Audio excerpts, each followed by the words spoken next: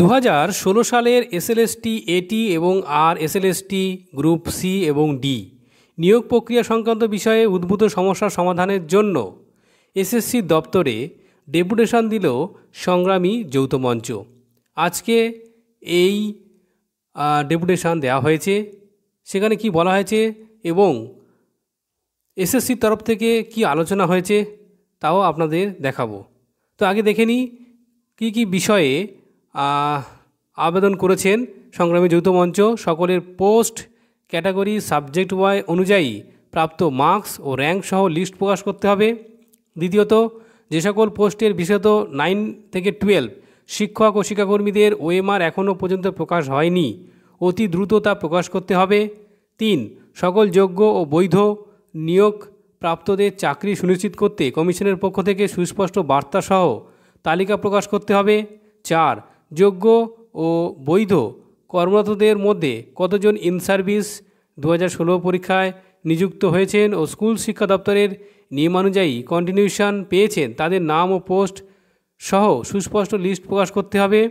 5, SLST 2016 মাধ্যমে অনেক in service teacher যথাযথ নিয়ম মেনে পরীক্ষা দিয়েই একই স্কেলে ও উচ্চতর স্কেলে সেম স্কেল বা হায়ার স্কেলে যোগদান করেছেন। জয়েন করার পর সার্ভিস প্রোটেকশন ও কন্টিনিউশন পেয়েছেন। সিবিআই, র্যাঙ্ক জাম ও মেয়াদ উত্তীর্ণ বা বহির্ভূত প্যানেলে এদের কোনো নাম নেই। এই রকম বহু সংখ্যক শিক্ষক শিক্ষিকা সুপ্রিম কোর্টে এসএলপিও করেছেন। স্কুল সার্ভিস কমিশনকে এ বিষয়ে সুস্পষ্ট তথ্য প্রকাশ ও ভাবনা ব্যক্ত করতে হবে। 6, কর্মরত বহু সংখ্যক শিক্ষক ও শিক্ষাকর্মী এমন আছেন যারা রেকমেন্ডেশন ও অ্যাপয়েন্টমেন্ট নিয়ে স্কুলে গিয়ে দেখেছেন সেখানে ভ্যাকান্সি প্রবলেম রয়েছে ও যোগ দিতে পারেন নাই, পুনরায় আবেদন করেন এবং নতুন রেকমেন্ডেশন ও অ্যাপয়েন্টমেন্ট লেটার নিয়ে নতুন স্কুলে যোগদান করেন। এই সমস্যার জন্য স্কুলে যোগদানের ক্ষেত্রে কিছুটা দেরি হয়েছে।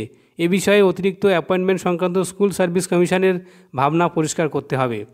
7, র্যাঙ্ক জাম, ফাঁকা ওএমআর, প্যানেল উত্তীর্ণ, প্যানেল বহির্ভূত, সিবিআই লিস্টে নাম থাকা যে সকল অবৈধ ও অযোগ্য কর্মরত শিক্ষক বা শিক্ষাকর্মী আছেন তাদের তালিকা অবিলম্বে প্রকাশ করে তাদের চাকরি বাতিল করে সেই স্থানে যথাযথ ও স্বচ্ছভাবে নিয়োগ করতে হবে।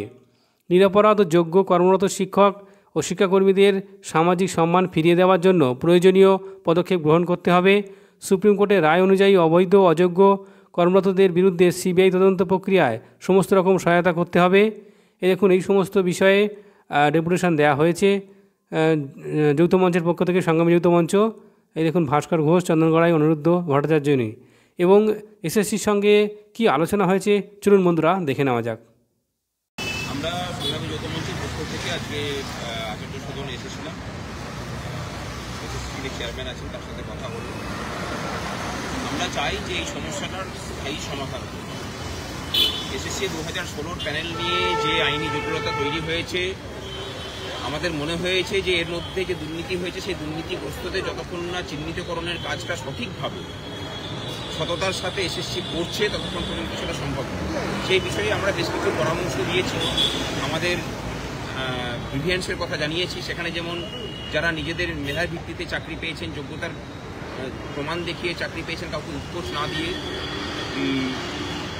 তারা এখানে বহাল থাকুন। তাদেরকে নিয়ে যে জটিলতা তৈরি হয়েছে সেই জটিলতা থেকে মুক্তি দেওয়ার জন্য এসএসসি কাজ করুক।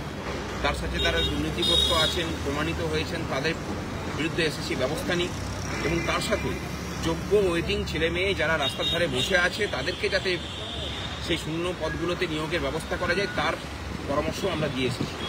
এবং এটা করতে গিয়ে আমাদের কাছে যেটুকু মনে হয়েছে যে ওএমআর শিট আপলোড না করলে এই সমস্যার সমাধান সম্ভব নয়। ধরুন, কালকের দিনে এরকম উদাহরণ বহু কিছু রয়েছে যাদের নাম কোনো তালিকাতে নেই, সিবিআই সহ কোনো তালিকাতে নেই, যারা এখনো পর্যন্ত যোগ্য বলে বিবেচিত হচ্ছেন, তাদেরও কিন্তু ওএমআর সহ বিভিন্ন ইস্যুতে নিয়ে চাকরিতে উপরে প্রশ্নচিহ্ন রয়েছে, তাদের নাম কোথাও আসেনি। তাহলে কালকের দিনে যদি সুপ্রিম কোর্টে তাদের এই সেগ্রিগেশন হওয়ার পরে যদি তাদের নামগুলোও জমা পড়ে, তাহলে আবার একটা আইনি জটিলতা তৈরি হবে এবং গোটা প্যানেলের বৈধতা নিয়েও কিন্তু সুপ্রিম কোর্টের কাছে একটা প্রশ্নচিহ্ন তৈরি হবে। আমরা ওনাকে বলেছি যে এই কাজটা অত্যন্ত যত্ন সহকারে না করলে এখানে কিন্তু জটিলতা আবার তৈরি হবে এবং নতুন করে গোটা প্যানেলের উপর প্রশ্নচিহ্ন তৈরি হবে। আমাদের পক্ষ থেকে অনিরুদ্ধদা বলেছেন যে গোটা কাজটা যাতে এনআইসিকে দিয়ে করানো হয়, তথ্য আপলোডিংয়ের কাজটা, ওনারা চিন্তাভাবনা করবেন বলে বলেছেন এবং বলেছেন যে এটা গুড সাজেশন। আমাদের যে পরামর্শগুলো ওনারা দিয়েছেন বলেছেন যে আগে এরকম ধরনের এত বিশদে ব্যাখ্যা কেউ করেনি এবং আমরা তার সাথে ইন সার্ভিসদের কথা বলেছি। অনেক ইন সার্ভিস এরকম আছেন যারা রিকমেন্ডেশন আগে পেয়েছেন কিন্তু মেয়াদের উত্তীর্ণ হয়ে যাওয়ার পরে চাকরিতে যুক্ত হয়েছে, বা 184 জনের একটা ক্যান্ডিডেট আছে যারা অষ্টম প্যানেলের থেকে চাকরি পেয়েছেন। তাদের ক্ষেত্রে এসএসসি বলছে যে হ্যাঁ তারা মেরিট বেসিসে চাকরি পেয়েছে কিন্তু মেয়াদ উত্তীর্ণ প্যানেল থেকে তারা চাকরি পেয়েছেন। তাদের কথাগুলো আমরা আলাদা করে বলেছি। এসএসসিটা উনি জানিয়েছেন যে এদের সবার বিষয়ে আলাদা করে যত্ন নিয়ে ওনারা পরবর্তী হলফনামা পেশ করবেন।